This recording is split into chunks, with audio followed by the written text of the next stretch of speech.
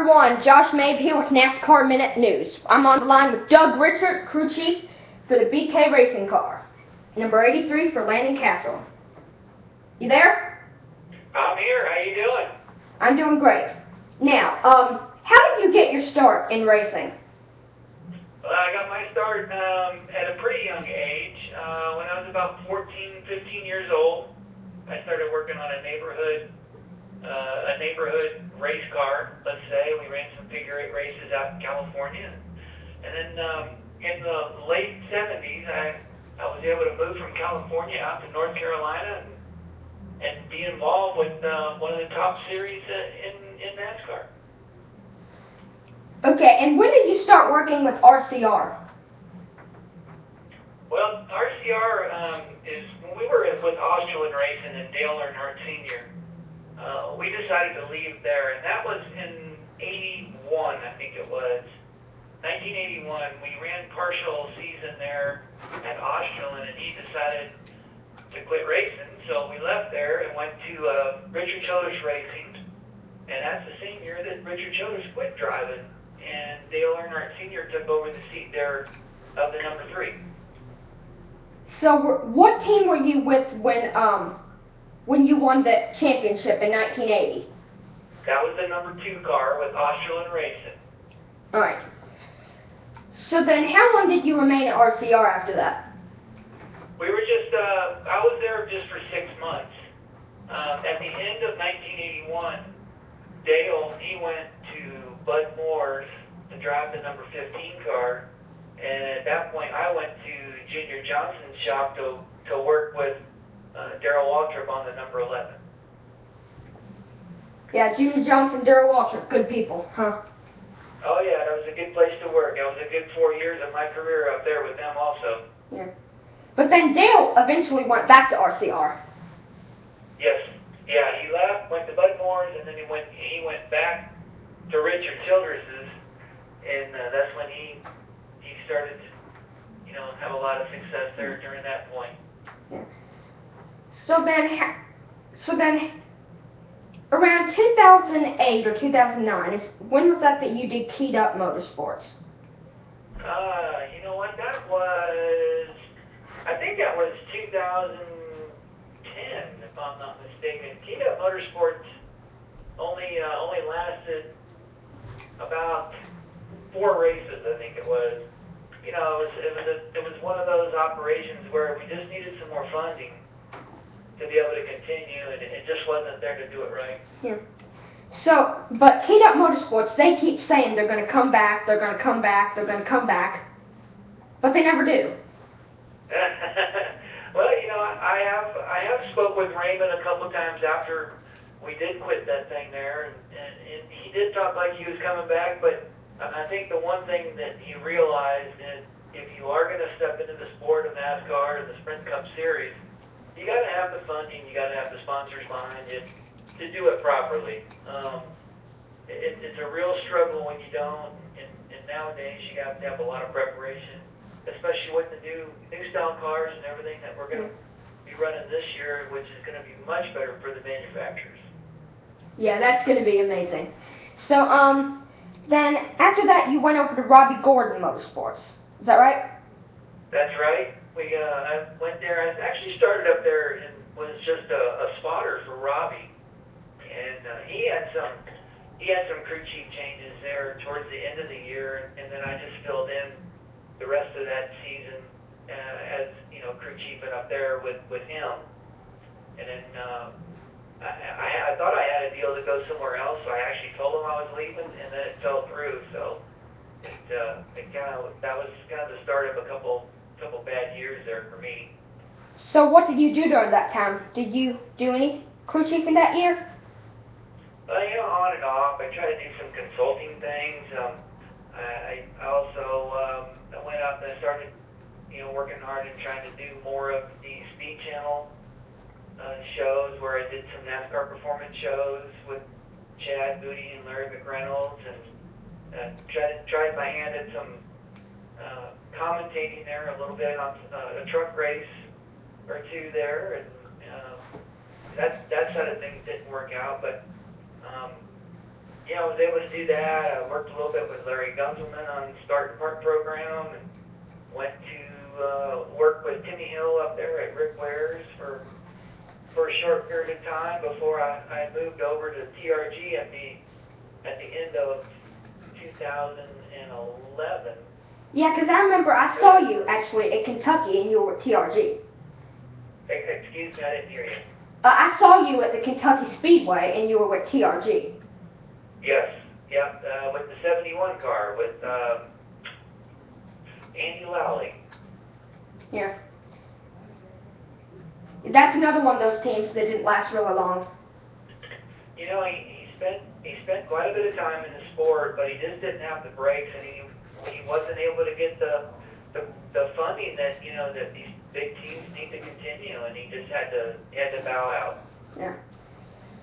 And also, you mentioned NASCAR Performance. I'm sad to hear that that show shut down.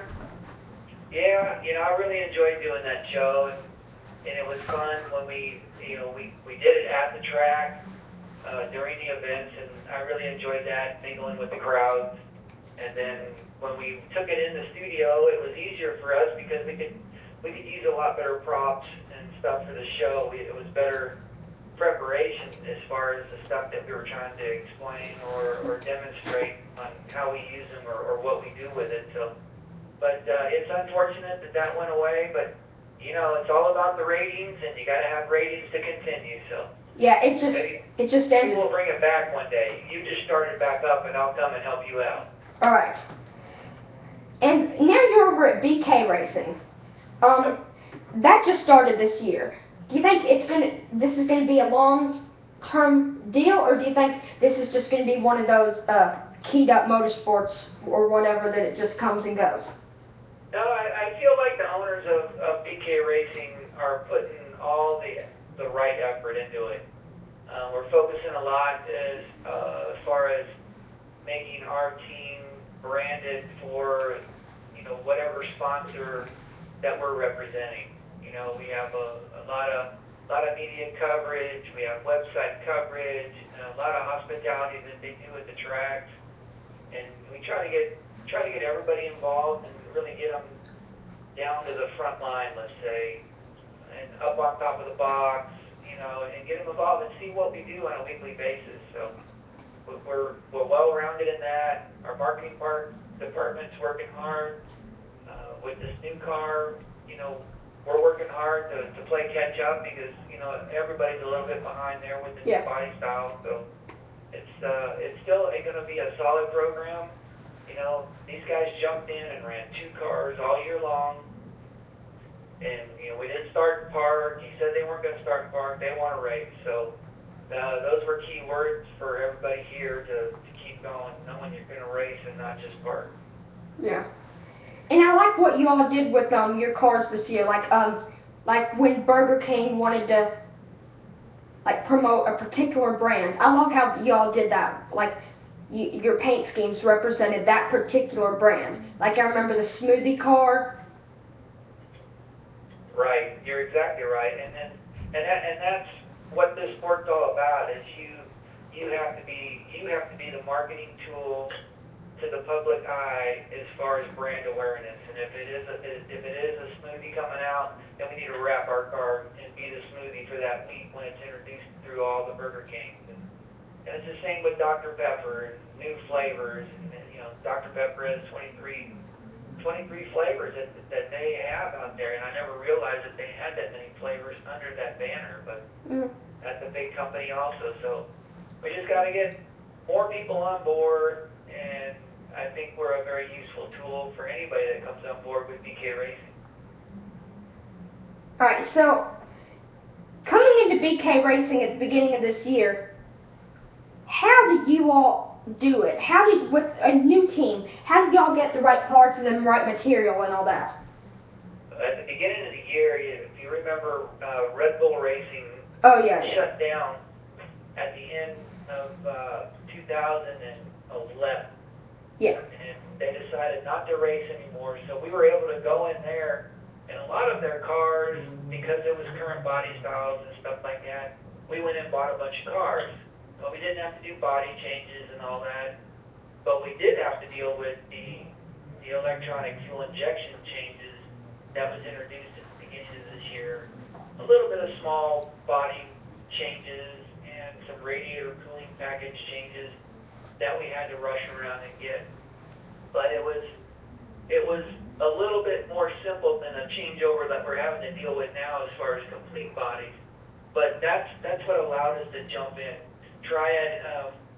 The Triad engines here in North Carolina supplied the motors, and the motors actually just bolted right in the cars. And the learning curve and all that they had to still learn with the EFI systems. You know, they did a good job getting up to speed. We were getting up to speed with cars that we weren't familiar with, and a lot of the parts and pieces were there. The haulers were there. We bought the haulers, the toolboxes, all the track support equipment, the pit boxes is what made it easy.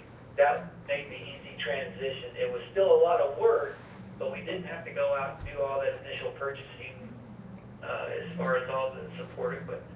Yeah. So, are those old Red Bull cars, are those even useful coming into 2013? Yep. The chassis and stuff are still useful. There was some more chassis changes, more spec and all that was introduced along with the new body style. But the bulk of the chassis is still, all the suspension, front suspension and stuff like that. They did change the rule with the rear camber. So having to run more camber in the rear and not having these cars, dog tracking so much down the straightaway, if you've noticed. They've taken all that away and put some a little bit more practical straight up rear end houses under what I consider. Yeah. So do you think the momentum will be better next year? Well, I would hope so, because we understand the equipment a lot better than what we did starting last year.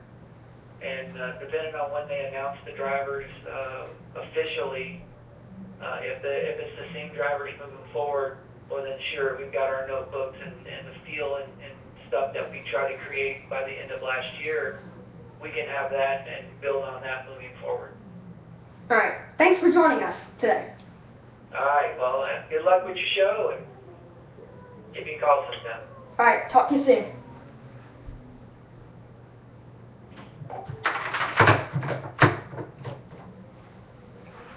That was Doug Ritchert from BK Racing.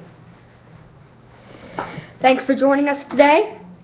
I hope you enjoyed NASCAR Minute today, and I will see you soon for another edition of NASCAR Minute. So long till we meet again.